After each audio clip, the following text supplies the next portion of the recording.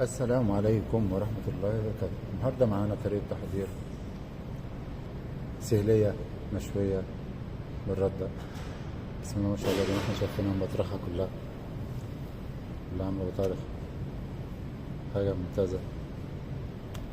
فنبدأ نسمي الله من صلى على سيدنا محمد بن عبد الله. أول خطوة تحضيرها، هجيب السمك وأغلفه في الردة.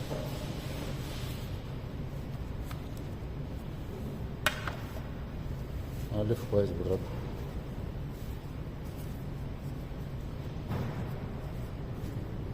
في خطوة هنا، عشان لو السمك معايا ناشف لازم أبله بشوية مية عشان يشيل من الردة كويس، عشان يتغلف كويس بالردة زي ما احنا شايفين كده.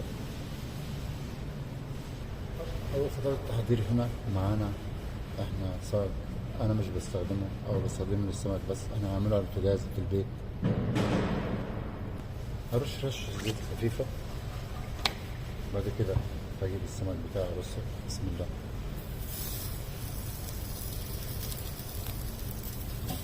نار متوسطة. أرص السمك بتاعنا،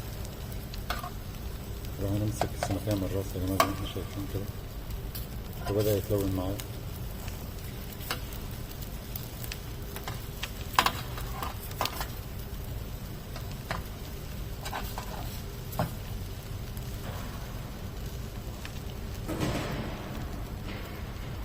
هنقلبه كله على الجنب التاني.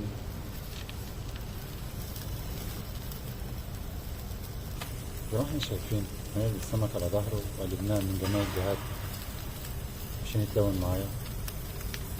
ابتدي اقطع السمك بتاعي على صاج تاني.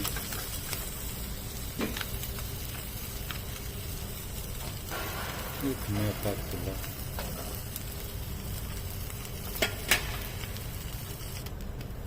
ابتدي انفذ باقي الخطوات اللي انا عملتها زي السمك اللي معايا لغاية لما الكمية تخلص. نفس الطريقة بنحطه كده على بطنه، وبعد كده بنقلبه على الظهر بتاعه من الجناب، وبعد كده هنقول لكم على باقي الخطوات. قبل ما بقى السمك معانا يستوي هنعمل الدقة أو الخلطة بتاعته أو التتبيلة. زي ما احنا شايفين عبارة عن ليمون وتوم وليمون وفلفل. هاي المكونات دي كلها في الخلاط أو نفرمها في الخلاط. فرمنا المكونات بتاعتنا زي ما احنا شايفين. هنحط البهارات بتاعتنا على الخلطة، شطة اختياري، كمون، كزبرة.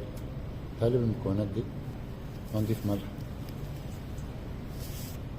هنملحها كويس. احنا عارفين كلنا السمك بيحتاج ملح يكون مظبوط، لو زايد ما عنديش مشكلة فيه.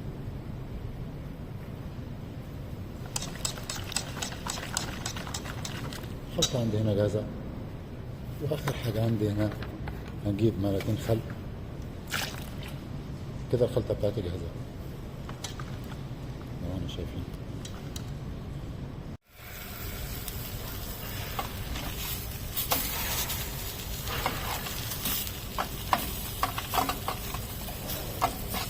طبعا شفنا يا جماعة نقلوه برد على الظهر عشان كله يتشمع وياخد لون كل واحد،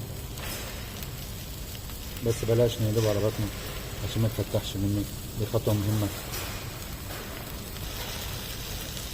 السمك كده عندي جاهز، هرفعه.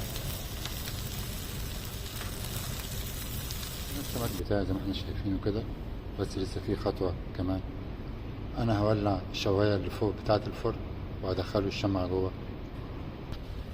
هحطه في الرف اللي فوق.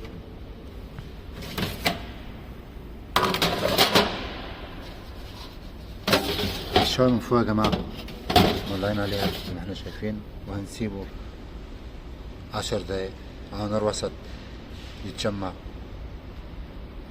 تعال نبص على السمك بعد مرور 10 دقايق. بسم الله ما شاء الله. انا على طول هنجيب الدقة بتاعتنا. بسم الله، وهنرشها عليه زي ما احنا شايفين. ريحة مميزة جدا، طعم مظبوط. هنجيب رشة ملح، كمون، نملحه زي ما احنا قلنا شوية كويس، لأن القشرة بتاعته هتعمل عزل معانا، فلازم نملحه كويس زي ما احنا شايفين كده. هنجيب شطة زي ما احنا قلنا في البداية اختياري، ما نفضلهاش ما نحطهاش.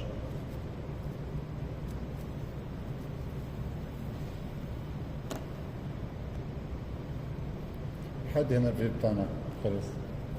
لو عجبك الفيديو أو استفدت المعلومة الفيديو، اعملوا لايك وفعلوا زر الجرس. والسلام عليكم ورحمة الله وبركاته.